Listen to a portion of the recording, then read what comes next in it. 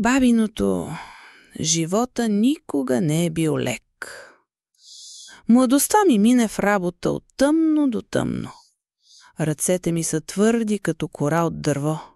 Сеех, жънех, гледах деца. Все тичане, все труд. А сега пак не е лесно. Пенсията ми не стига и за хляб, и за лекарства. Затова съм тука, на нивата.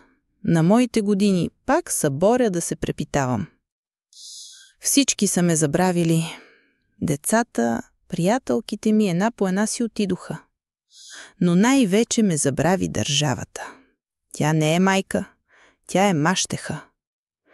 Гледам телевизия, в парламента само се карат, викат, ламтят за пари и за кражби.